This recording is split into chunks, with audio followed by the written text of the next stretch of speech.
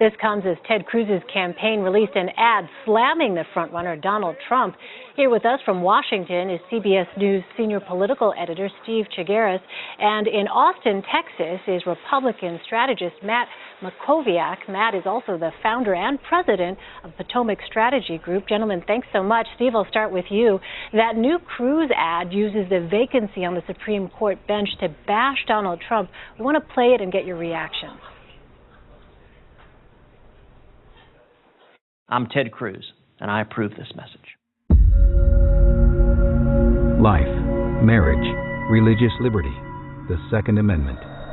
We're just one Supreme Court justice away from losing them all. Would President Trump ban partial birth abortion? Well, look, I'm very pro-choice. But you would not ban it? No. Or ban partial birth abortion? No, I would. I am pro-choice in every respect. We cannot trust Donald Trump with these serious decisions. Steve, what's your take on that ad, and how do you think it will play with South Carolina voters? It didn't take long for the candidates to start using Scalia in ads and throwing it into the campaign here. And I thought it was really interesting that Cruz went after Trump. Of course, that's been sort of the attack on Trump the last week or so, is really sort of trotting out all his previous positions that are considered liberal positions, and Cruz has really been hitting him hard on that, as some of the others. So to tie it in with Scalia, using the news peg for that is very interesting. Speaking to evangelical voters, speaking to conservative voters, of which there are a lot of both in South Carolina.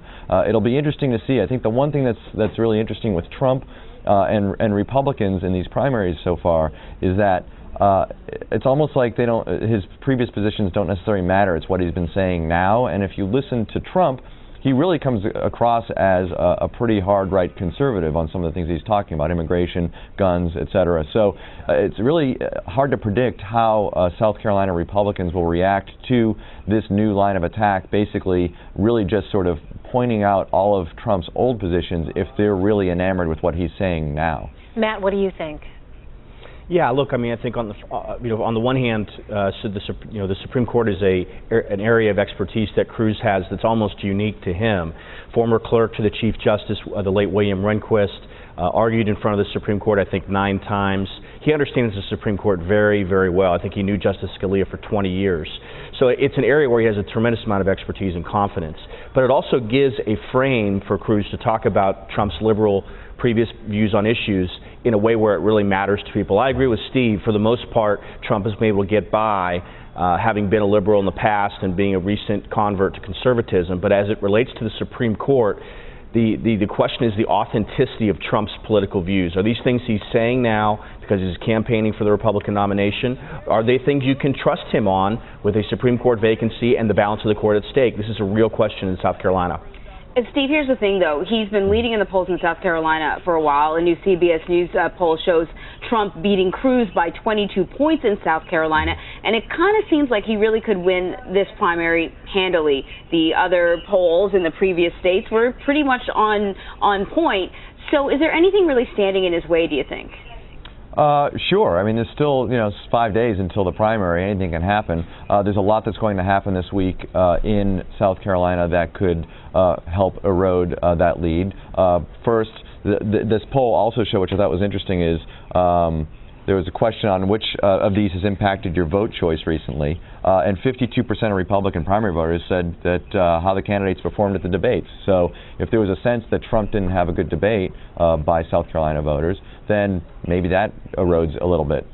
Then you get the Bushes, and I know we're going to talk about this in a little bit, but Jeb Bush, even though in our poll he didn't, voters didn't think he did a great job, I think there's a sense, at least among establishment Republicans, that Jeb had a good night at the debate. It was really the first time he stood up to Trump and didn't back down. Usually Trump would shout him down at these debates, and then Bush would be invisible for a while afterwards.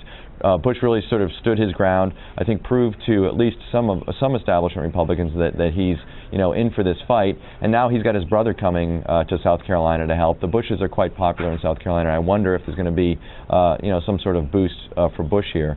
Now again, Who knows if this is all going to be a perfect storm to take down Trump. He does have such a wide lead, but there's plenty of time for things to change. Yeah, Matt, let me ask you about what Steve just noted there, and that is Jeb Bush is bringing his brother, George W. Bush, on the campaign trail today in South Carolina. Given the Bush's popularity, is that going to, you think, boost Jeb Bush's standing? Yeah, look, Bush 43 cuts both ways for Jeb. He cuts negatively because it brings the attention back to the Iraq War. That's an issue Jeb's had difficulty talking about in the past. It's obviously something Jeb doesn't feel responsible for. He wasn't there to make those decisions. But the upside is considerable. Bush 43 has, I think, an 84% approval rating in South Carolina. You have a huge military, active duty, but also retired military population in South Carolina. I don't think Trump's attacks on Bush 43 would play very well among the South Carolina Republican primary electorate. It certainly didn't play well in the hall.